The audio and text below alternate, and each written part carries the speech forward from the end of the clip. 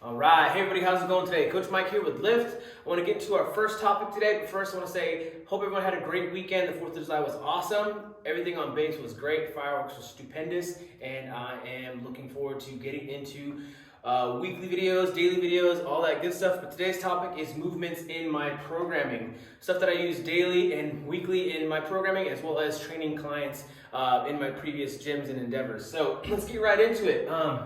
We have 8 different movements that we use: push, pull, squat, lunge, hinge, carry, rotation, and locomotion.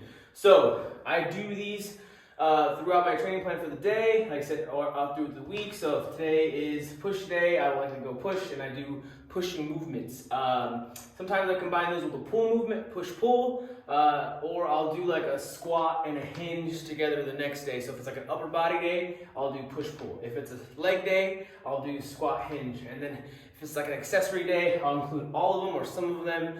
I can go on and on about combinations. It's always infinite, but the goal is to be constantly varied, but also constantly consistent with those movements. So you can build on top of that, kind of a linear progression. So whether if it's going to be high load, low reps, or low reps, high load, low reps, or high reps, low weights, my bad. But first, push movements. That could be very general: push-ups, bench press, overhead press, anything with that pressing movement. I like to break it down into a horizontal push or a vertical push, okay?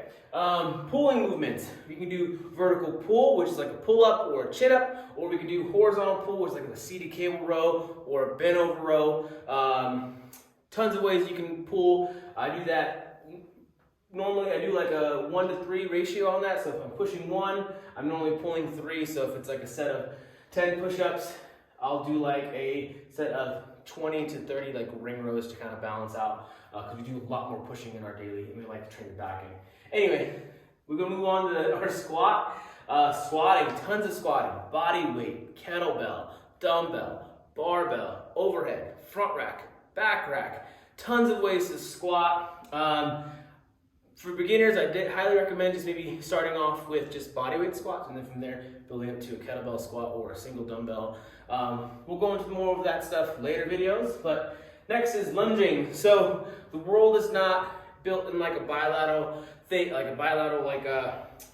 can't think of the word, but anyway, you're always moving one leg at a time. So as you're moving, hiking, you're doing one leg, lunging. That's one of my favorite ways to train. We can do forward lunges, backward lunges, lateral lunges, single leg pistol squats. We can do step-ups on a box. That's a lunge. Anyway, moving on, hinging. That's the big boy right there. That's going to be the one where we do big deadlifts, RDLs. Kettlebell swings are huge in that hinge position. So basically working that posterior chain. Next is going to be carry. We carry things on the daily: groceries, our children, car seats, you name suitcases, whatever, for vacation. So carries are huge. You can do 1 carry, 2 carry, front rack, overhead, mixed grip, whatever works for you. Carries are huge in the programming, okay? We can carry distances, heavy loads for short distance or light loads for long distances. So if you're doing like a dog food carry, 50 pounds from your cart to the car, or if it's your kid, you're carrying them through the car to the fireworks show, that's a carry.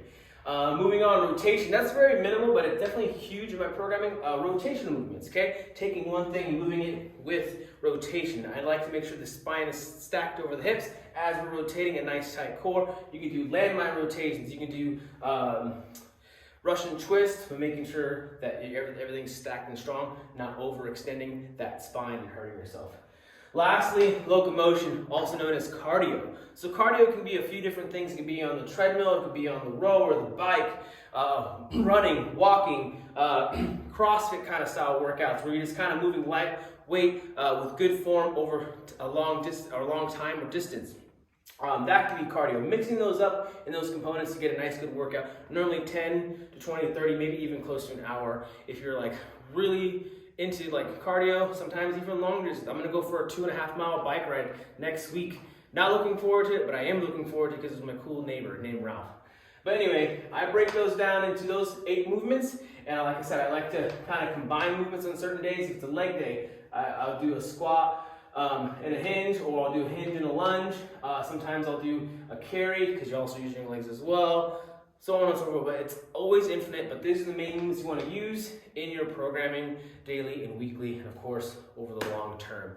I hope you guys enjoyed the video. If you have any questions about the movements, let me know in the comments or DM me personally on my Facebook page or my personal page. I'd love to help. Hope you guys enjoyed the video. Once again, thank you for liking my page. I appreciate you watching them. You guys have a great day.